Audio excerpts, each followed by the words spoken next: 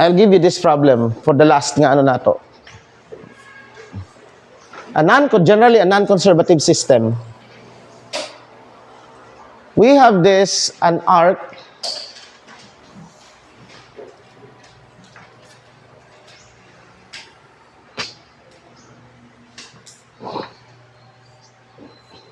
this is a half of a semicircle. A semicircle is dire, diba? This is a semicircle of radius r. This is the center. Diri siya nag-start. Maybe at pi, pi, no? Kung na-diri ang 0, so that would be pi. But anyway, this is a mass m. And we have a friction, mk, mu k. What is now the velocity as it reaches the ground? Here. Now, this is now a conservative system, it's very easy. Conservative system, no friction. If no friction, AB, 1/2 mVA squared plus mg HA equals 1/2 mVB squared plus mg HB. What is HB? This is 0. What is VA? That is 0. Assuming that we just drop it, no? V naught here is 0. So, HA, what is HA? HA is just radius, right? R. So, this is now, VB is equal to square root of 2GR. It always shows, right?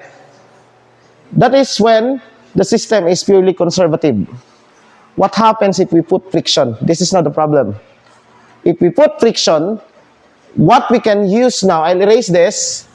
What we can use now is the work done by the non-conservative force is equal to delta K plus delta U.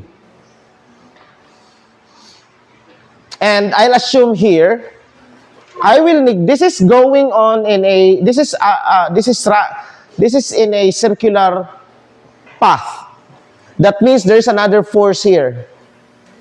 What we call the centripetal force. But I will neglect the centripetal force because if I will put the centripetal force, this becomes unsolvable. It will create an integral differential equation, which is that cannot be solved theoretically. So I will neglect the circular motion. And wala pa po nakadiscuss of centripetal force, right? I will neglect centripetal force. I will just assume gravitational force active. Okay? Because as soon as something that moves in a curve, there is what we call a centripetal force. Okay? So, now, in order to do this, the problem is we don't know how to calculate the work done in a curved path. What we have done so far is to calculate the work done in a what? In a straight path. Right? Now we are in a curved path. When we were solving when we were solving work done before, kung sa to siyang assumption, curved paths, we were assuming conservative systems purely because it doesn't matter. Now, this is a non-conservative system, meaning path-dependent. Why? The change in energy, the work done is different if you travel from ani, right? Remember sa derivation, diba? The work done by the conservative force is path independent.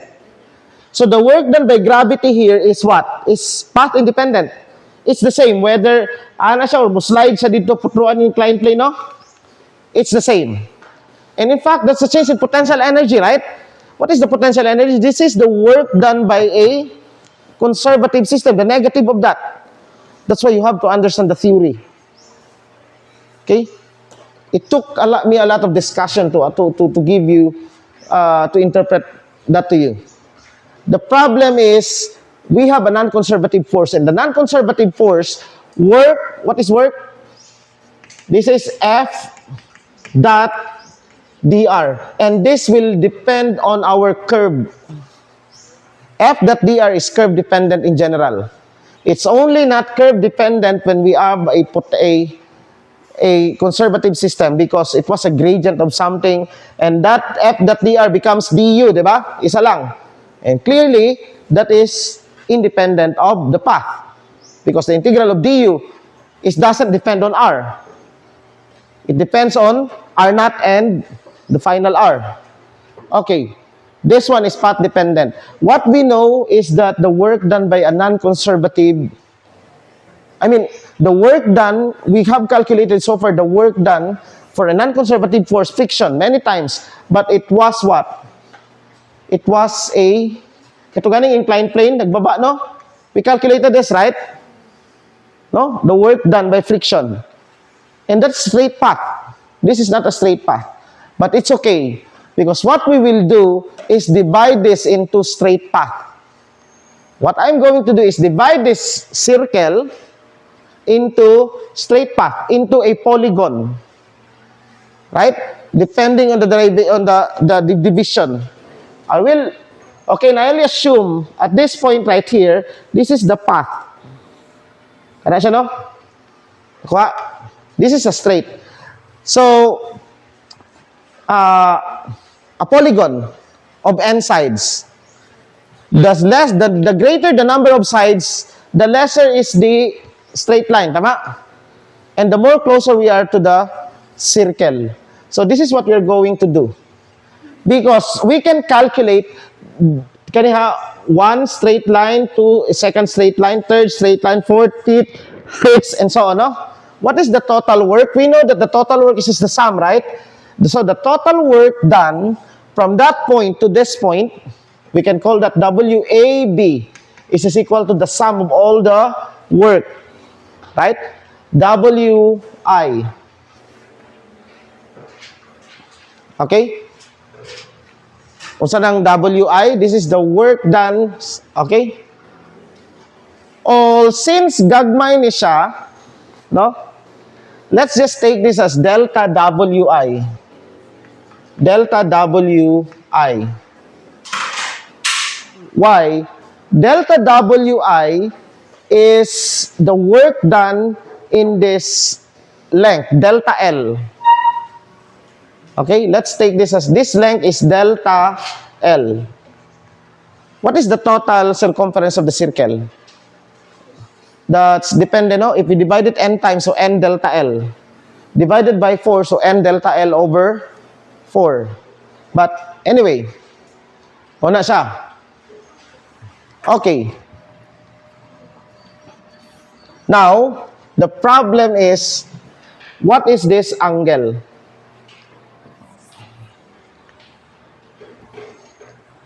What is this angle? Delta, this is theta I, no? Dire, lahi po the angle, right? So that means that if this is the first, second, third, fourth, my theta I will depend on ikapila siya.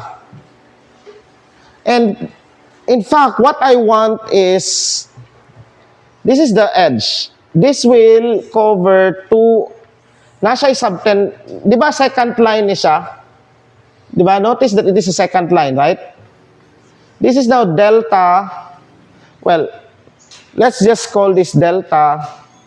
I'll not call it theta. I'll call it alpha. The angle of the incline of that kuan, no? Slide na siya dira, no? It's like an inclined plane angle alpha. So let's call this now. This is a subtended angle. Let's call this delta theta. What is the second, okay, if this is very, very small, if delta is very, very small, because we want to be accurate, right? So ato na siyang igamay. Pag bugamay na siya sa metabo, halos ma-approximate niyang circle, right? No, halos, pero nagyapoy kuan gamay. That means that approximately the second line becomes an arc, right? The second line and an arc length. Kung sa'y arc length sa circle, nakay second line, this is the arc length, right? If this is theta subtended by the arc length, that one S is equal to R theta. Right? Now, if this is small enough, then we can take, this second line is the same as the arc length. It's not the same in general, pero pag imo nung paggamyon, right? So, that means that this length right here, this length, we call this delta L. That delta L is just equal to R delta theta. Nakuha ninyo? Okay, now, can we know how to calculate the work done? Di ba we have done this before?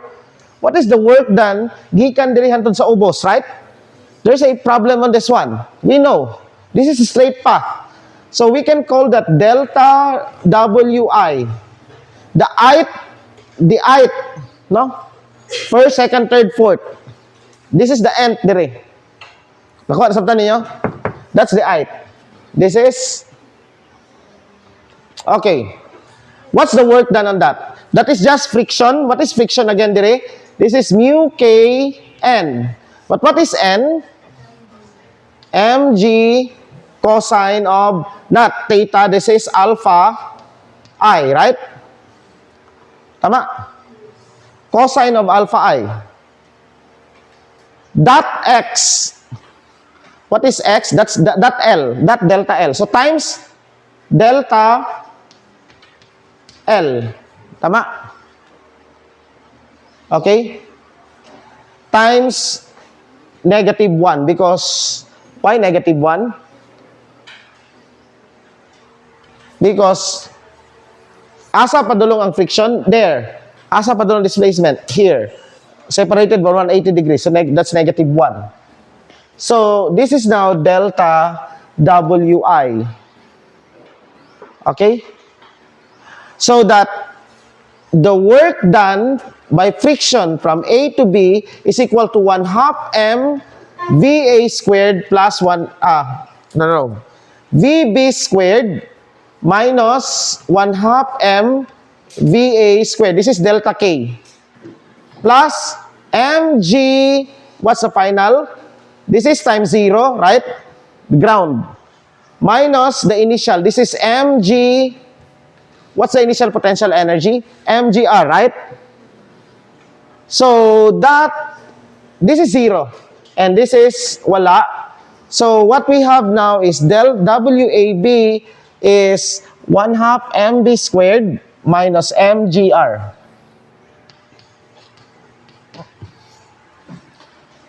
And this is the unknown. Tama? Kani. This is known. This is given. What is given? mr and mu k. There is mu k here, no? Friction between the ano. All we have to do is evaluate WAB. But what is WAB? WAB is just equal to the sum of delta WI. Okay? Now let's evaluate this WI. Okay? So WAB now, which is the sum of, okay, by the way, there's one more step here.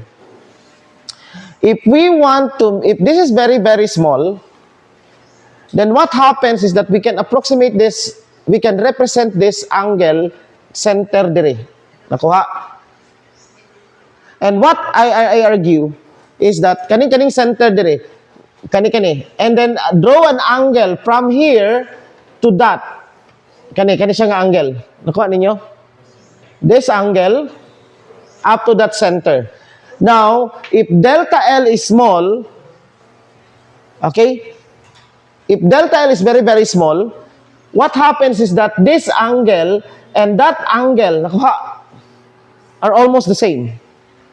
Right? I can just represent this not by two angles, but by one angle. This angle. And the good thing about this angle is that this is perpendicular to the second line.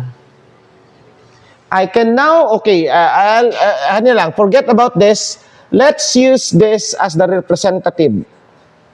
Kani. Forget about this because I take this a very, very small. So, bisag asa dira ang angle is almost the same, right? So, I want this. What is this angle now in relation to alpha? This is some hard geometry, no? If you, ano na ninyo. Because I want alpha, I need to know what is alpha in relation to my geometry. Okay? I need this angle. What is the relationship with alpha? Well, it's AC. Unsa ni siya? If this is alpha, this must all, let's call this angle phi. If this is phi, this must also be phi. So that we have an equation, alpha I plus kani, which is, what is that angle? Perpendicular ni sila, di ba? That's perpendicular, approximately, right? Because gamay ra kay siya. So, plus pi over 2. Plus phi equals what? Equals pi.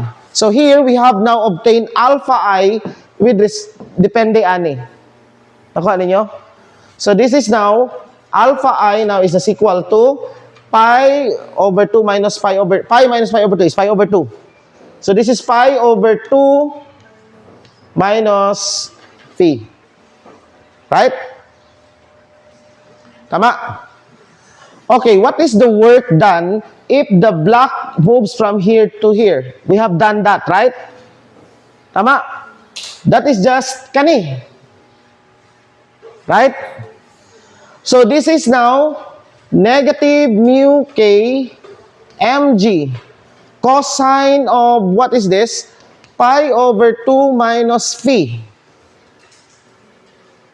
times delta, I'll just call this delta x, ang delta L. Let's just replace this by delta x. But what is delta x? Delta L. What is delta L? Delta L is r delta theta.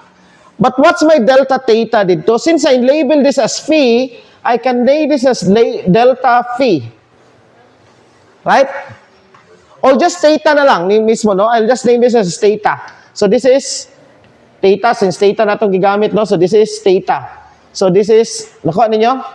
So this is now, what? This is times r delta theta. And this is theta. But this is not equal. This is an approximation, right? The actual work done, AB, this becomes equal when I take the limit of this. Kung say, ano na ako, if n, the more nga daghan ng n, the more nga mas accurate, right? Taking the limit of what? N approaches to infinity. Right? Which is the same as when n approaches to infinity, what happens to delta theta? That is, becomes approximately 0, right? Approaches 0.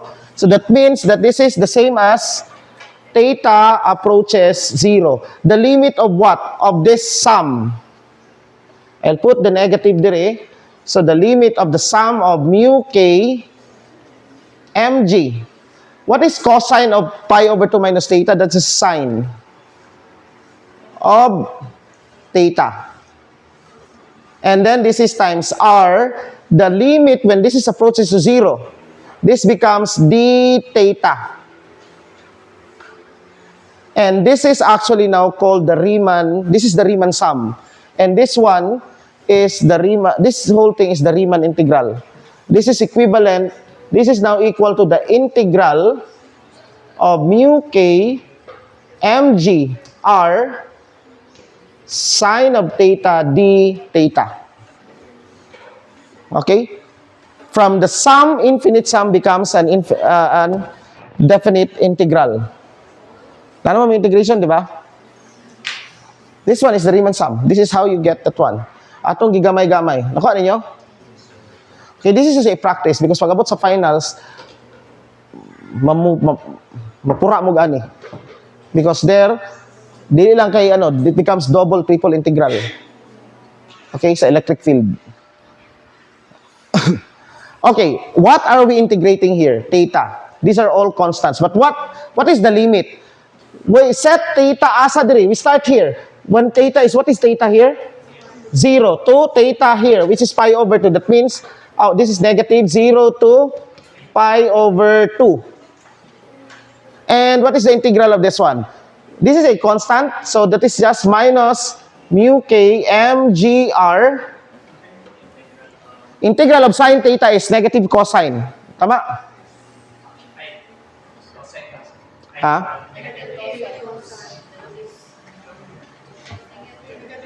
Negative cosine, di ba? So, mawala na siya. Cosine of theta evaluated from pi over 2 minus, from 0 to pi over 2. Cosine of pi over 2 is 0. Cosine of 0 is 1. So, sa ato pa, this is 0 minus 1 or this just becomes negative this, so, kana. Right? Nasabtan? So, this means that this is equal to minus mu k mgr. Oh, kana na, simplify na, di ba?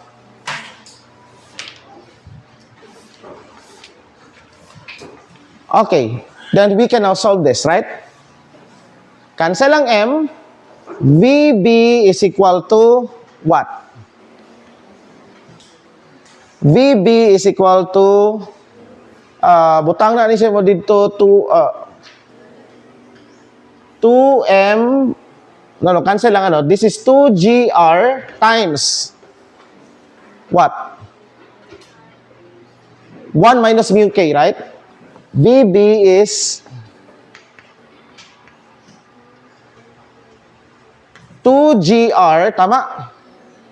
Tapos, mgr, yeah, this is 1 minus mu k. And this is the answer. Okay? Now, notice that when you don't have friction, what is mu k? If we take frictionless, mu k equals 0, what we have? This becomes square root of 2gr. We recover the original. Okay? So you see the beauty of mathematics here? Okay? Kana siya. So it's amazing, no? Amazing, sir, pero grabe. Lisod kayo, sir. No, sanay, nakuha ninyo? Masabtan ninyo? Okay? Now, I'll change the question. And this is a much more difficult. But same na, okay na ni siya. Maura gyapon na itong agian. Let's say the question is different. Here, the question is, what is the velocity at the ground? And this is correct. Sorry. Na-square root din, no? Na-square root.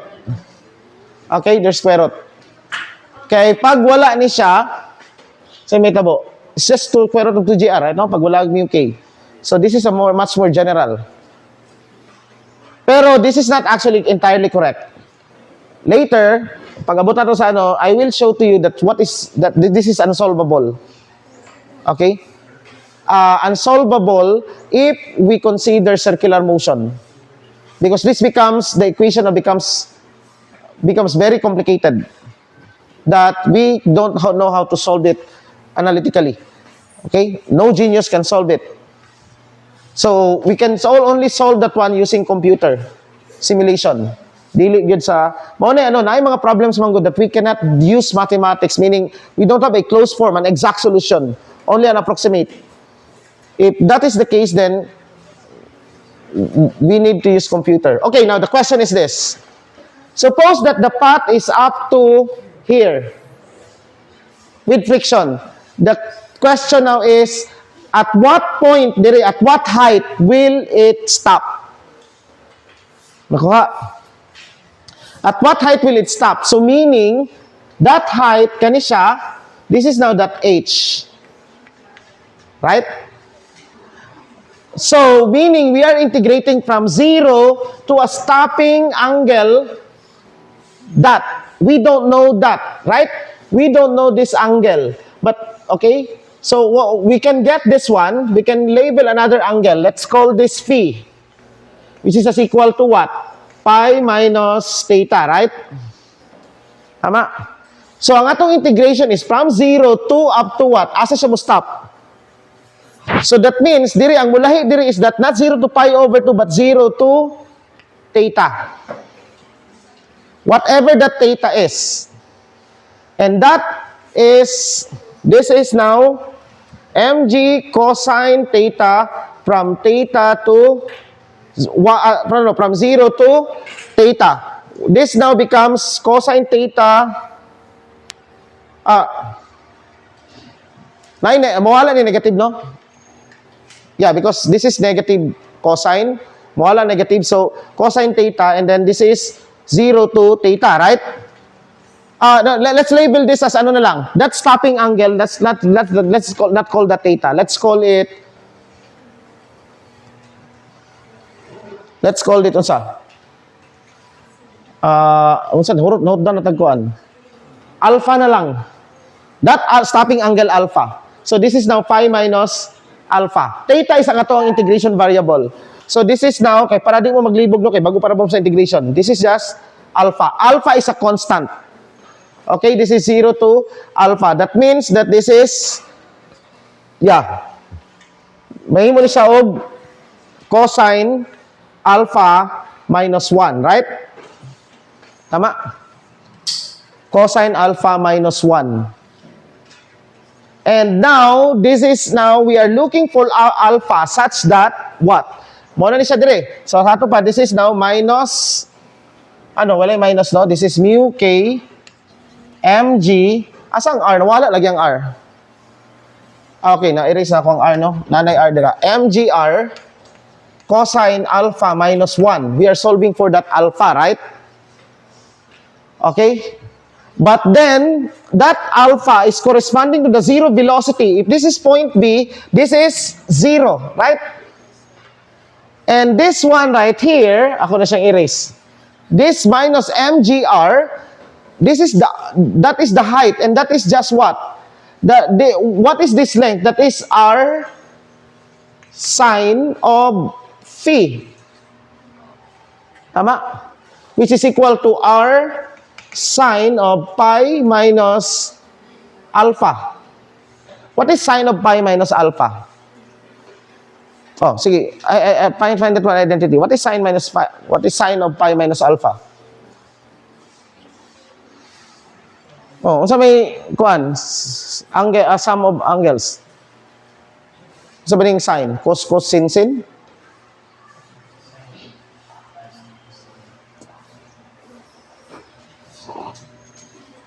I think this is equal to sine alpha. Ano daw, be? Paki-search niyo. Kaya I don't memorize identities. Sine of pi minus alpha. Sige, i-simplify.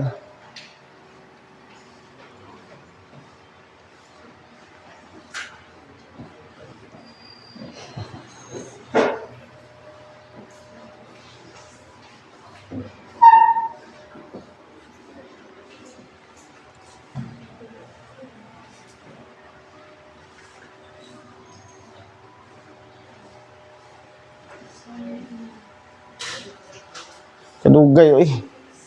Sin cos minus cos. Diretso, sine of pi minus x na lang. Simplify. Tell the, na-solve para, pa-solve para ninyo sa kuha. Sine alpha. So this is now sine alpha, no? Or sine alpha, no? Sakto? Sine of pi minus x is equal to sine x. Okay. So sa ato pa, this height now is not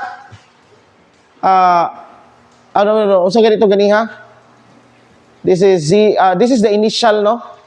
MGR, okay. Baliktad ay kay plus the final. What is the final? Sine of kaning diri nga height, unsa ni nga height? This is MGH, right? But what is H in terms of R? Because H is not given. H is just equal to R minus R sine alpha. Tama? That is H. Tama? Okay? Because this is, what is this? This is R. What is this? R sine alpha. So this one is R minus R sine alpha. That is our H. That is the final. Minus, what is the initial? MGR. Right? Tama? So when you factor this one out, mawala ang MGR, tama? What is left is minus MGR sine alpha. So ako ni siyang i-erase, ha? Because MGR minus MGR, so mawala. Ang mahimo is minus MGR sine of alpha. Okay. And here, this is now quite complicated to solve. I raise this one now. This is mu k mgr cosine alpha minus mu k mgr equals minus mgr sine alpha. Okay, ako ni siyang ibutang dito. Mu k mgr, and then this is cosine alpha plus mgr. Okay, this is mgr sine alpha plus mu k cosine alpha equals what? Mu k mgr. Tama? O, cancel dito ng mgr, oh. Right? Tama, no? So, this is 1. So, you have now sine alpha plus mu k cosine alpha equals mu k. Or, this is not a problem. I'll replace this one. Tanaw nato, I have to solve alpha here. This is trigonometric equations. This is just pure mathematics na. Wala na physics diri. Uma ng physics, diri pala. Diri nag-end ng physics. The rest is actually mathematics. Ganiha dito, kadaghan na ito mathematics. Now, okay, I'd like to change this into cosine, square root of cosine squared, di ba? 1 minus cosine squared. So, this is square root of 1 minus cosine squared alpha. Tanaw na ako kung makaya ba nag-solve. I forgot. I think we can solve this one. Na cosine of sine. Maybe there's an identity we can use that one. But I don't know how. I don't know why. Doesn't matter. Even, ayun, sa ito.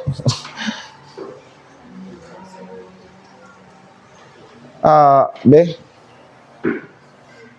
Okay. Purag lisod, no? Atong square ni. Maybe we have the trigonometric, ano. So you have now 1 minus cosine squared.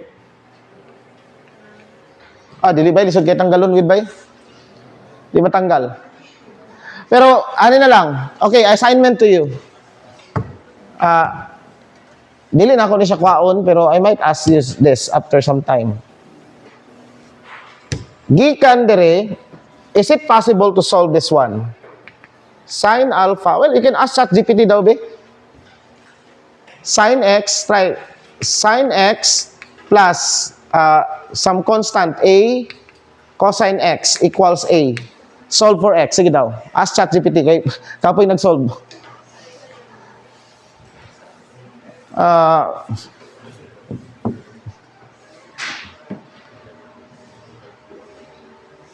What is x? Ask ChatGPT. Solve for x. Sine x plus a cosine x equals a, where a is constant. This is mu k, di ba? This is just pure mathematics. We can stop here, actually. The rest is solving inverse trigonometric. O saman? Na-solve niya? Ha? What is x? Masa ingon niya? 2k? 2k? Unsang k? Wala man tayo k. Manggod na agad. Sin x plus a cosine x equals a.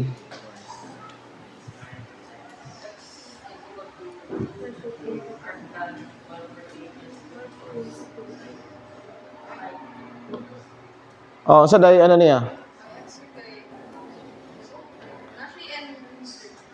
Oh. 2n 5. Oh, unsa? X equals 2n pi. Kasi or, sir. Yung or kay x is equal to 2 arc tan 1 over a plus 2. Masa bibi. Masa answer niya? Ipadako, di ko kita.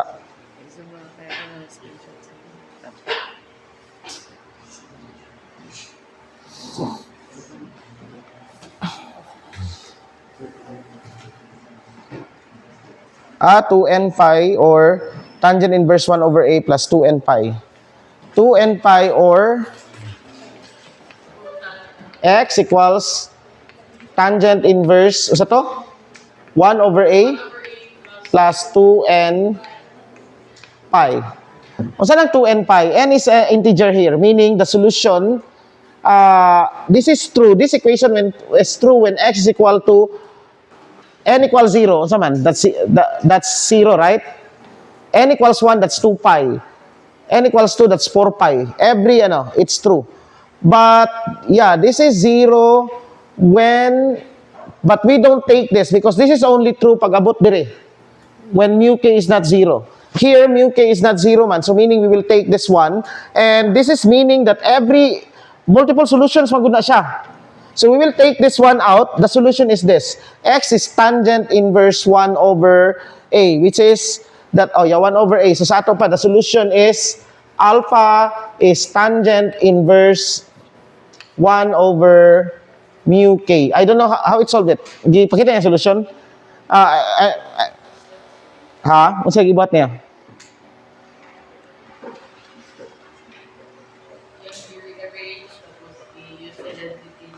Yeah, lot of identities. I don't memorize identities. So anyway, let's just follow. It doesn't matter. Murag mo nag-ingon nga, you don't need to memorize everything, diba? You can have, at least you know that this is what we are going to solve. No? Ako mismo, I don't know how to solve this one because I don't memorize all the identities. The good thing is that when you know what is the logic is, you can just use tools o sa itong mga identities. And the solution is this. This is now the angle that would give us kung kano siya mo stop. But at what height? What is that height now? Dili pa ni, alpha pa ni siya. This is just that alpha. Unsa ni siya nga alpha? That is kung kano siya mo stop siya, right? Ano man siya angle, tama? Nakuha ninyo? So unsa ang h? Ang h now, the final solution is that h is equal to what? R minus R sine theta, right? R minus R sine of alpha, where alpha is that. Sine of that. Dapat ay tangent in terms of sine? Okay. We can solve this. Tanawa. What's tangent in terms of sine? Tangent in terms of sine. What is tangent in terms of sine? Na ba? Search now, tangent in terms of sine. Tan x equals in terms of cosine x. In terms of sine x. Express tangents in terms of sine.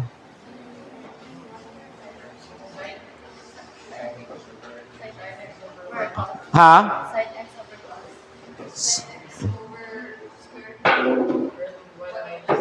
No. Purely sine. Ha? Usa siya. Usa yung nakabutang? Tangent x is equal to?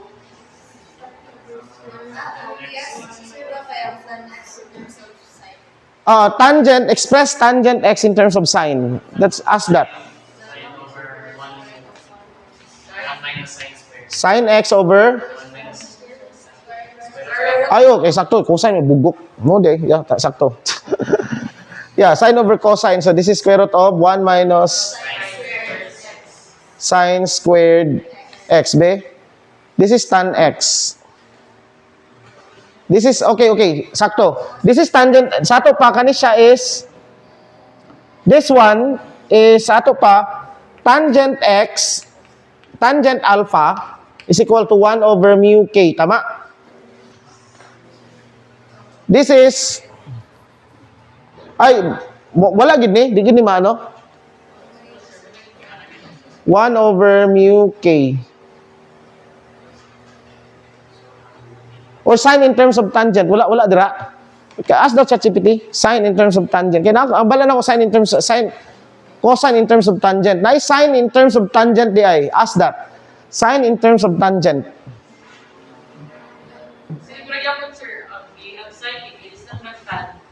Mga good, no? Because I'm trying to express sine x. So, unsay sine in terms of tangent? So, sine x is what?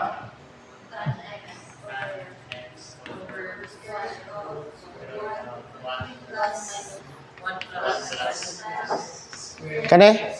Okay, what is tan x? 1 over mu k, tama?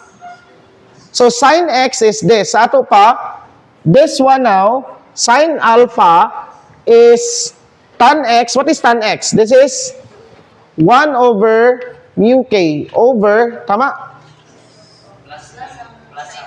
Plus ni? Okay, so this is 1 over mu k over square root of 1 plus 1 over mu k squared. Can we simplify this? That is r minus, ganahin ko mag-simplify. This is mu k, tawa. Okay, this is mu k squared over, this is 1 plus mu k squared, tama? And then 1 over mu k square root. So, sa ato pa, mag-cancel ang kani, no? So, mahitabo ana, mag-cancel mag-ana. So, this is equal to r minus r times minus r over square root of 1. Sakto ba? Plus mu k squared. That is h. Okay, this is a very, very beautiful formula. H is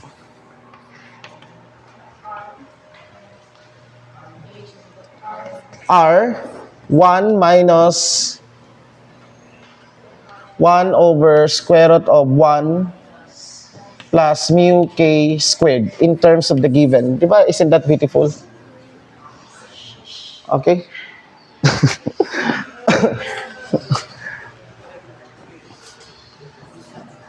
That's a very good formula, diba? This is now, unsay kuha na ani? Well, we know what will stop. All we need is r and mu k. We don't even need the mass. Asan na siya dapit? And there, it's a very powerful nga ano. And how sure that this is this lesser? 1 plus mu k is greater than 1, tama? Always. So sa ato pa, this is always lesser than 1. So this is always lesser than r. It's always dito. Nakuha ninyo?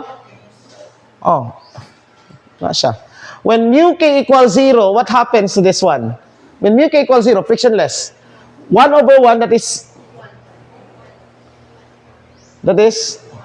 1. 1 minus 1 times that. H equals, H equals, okay, times that. There's something wrong. Wait. Minus, no? 1, because this becomes 0.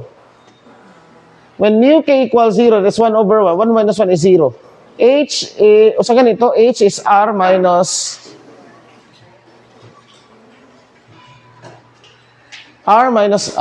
wait. No. R minus this is r minus r sine alpha. H equal to r sine alpha.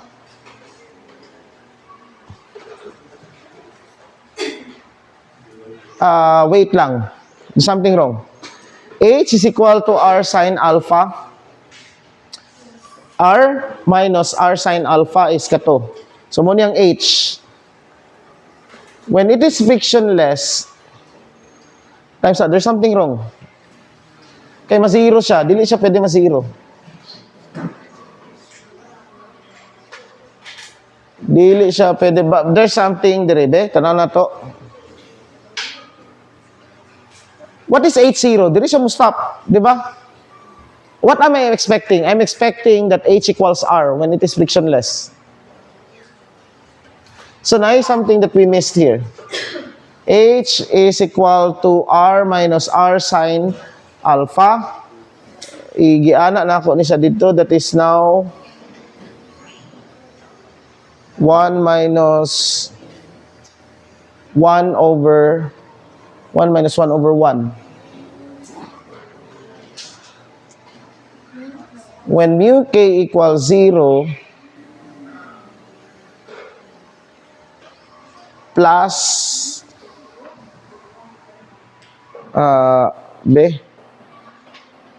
wait lang. Sakto na itong mga identity. 1 over mu k, 1 over mu k, 1 over mu k. I'm expecting, because this becomes 0, dili pwede siya ma-0. Because when mu k equals 0, usay dapat ang h. R minus, R sine of, R sine of alpha, R sine of, R sine of, because, what is alpha when frictionless?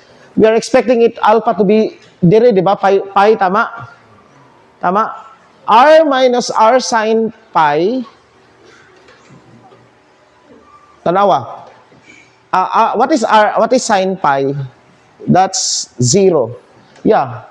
So mahimo siyang R minus R sine. Okay, na something wrong dire. Sakto man siya. R minus R, di ba? When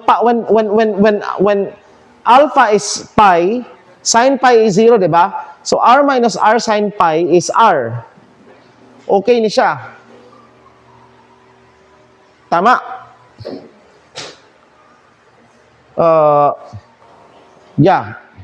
Okay ni siya. Pero base natin na valid dito nga formula. Okay, problem set. Pasa ninyo ni.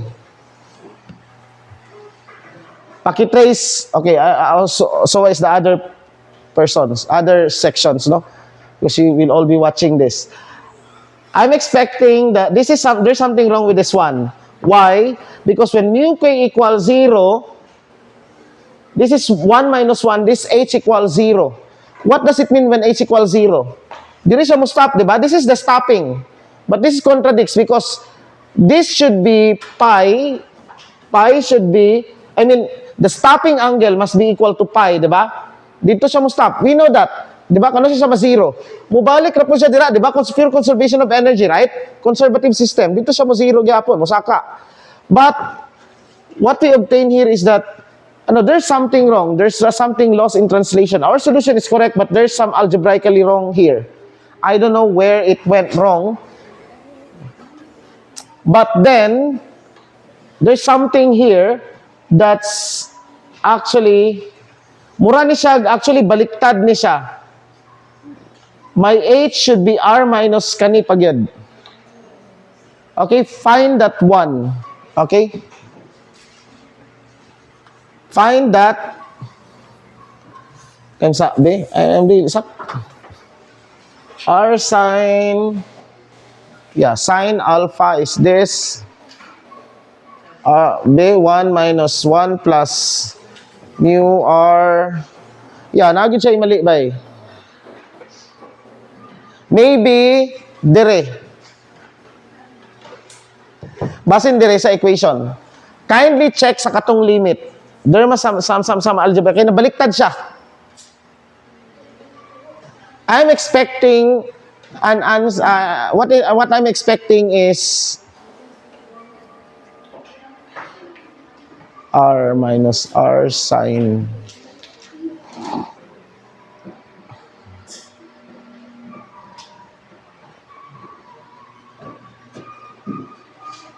baliktad.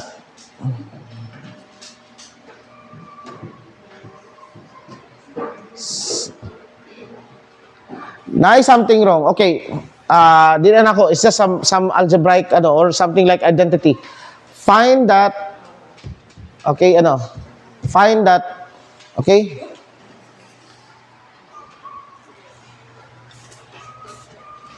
What you will do is here, group yourselves into 5 groups. Kamo ni bala. Kinsa, 5 groups.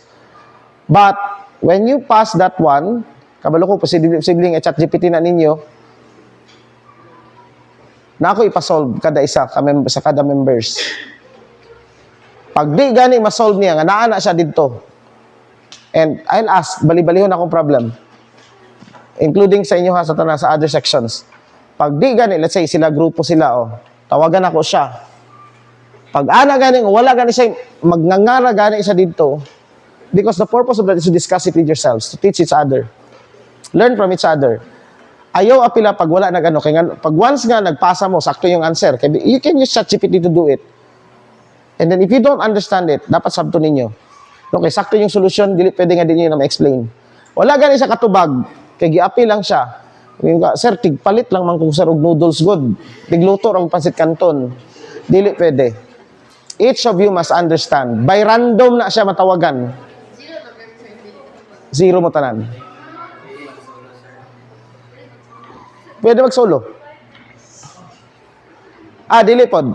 Pag mag-solo ka, tawagon mo isa-isa. Ang di ka-explain, zero. By group gid siya. By group.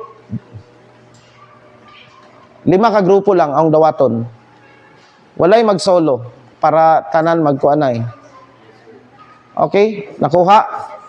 Kung wala gyud siya, kung walay mo kuha sa imong nga grupo, you cannot pass your own. Once nga ang 5 lang ka papel ang dawaton, ang ikaunom dili na.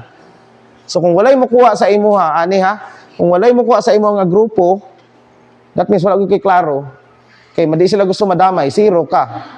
Masabtan? Basta 5 lang kapapel akong dawaton. 5 lang kapapel sa kada section. And once nga madawatan ako na siya next week, mag-raffle ta. Okay? Pag dili ma-explain, magkanga-anga gani na siya dira, unsay nahitabo. Sirohon ako na siya. That means, dungag na po na sa yung zero.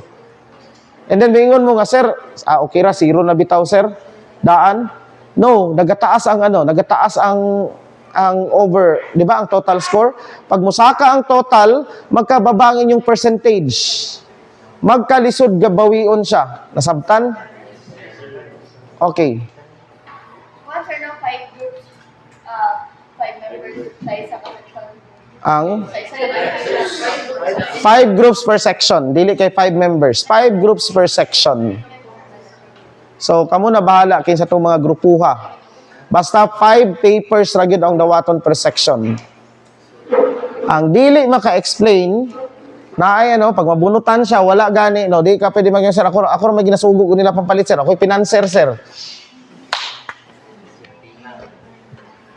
Or ako'y tig-inspire sa gasolve, sir. No. Because the purpose of this is for you to discuss with yourself. Moto na ko what's something wrong with this one? This is correct, but not correct entirely. Pero I'm expecting R minus kani. R minus this. I think that's the correct one. R minus this one. Because pag tanawa, pag zero ni siya, say may tabo.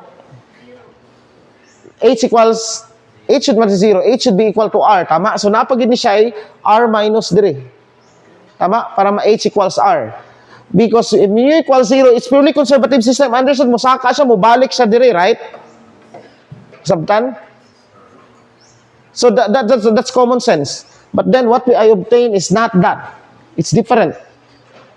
H equals 0 when... So, dire na nun siya mo stop, which is impossible. Okay? H equals, or maybe, basin ako yung nasa interpretation. Yeah. Because H equals to R. That is R, right? Unsa man nga height? This one is R. Unsa di siya nga height? Kani. This one is R sin phi, di ba? Sin alpha. R sin alpha. So this one right here is R minus this. But then, the problem is when pag-plug in nato ni siya, sakto ni siya taman dire. But what I think is something dire. Ang solution ani is not tangent but cotangent. Maybe.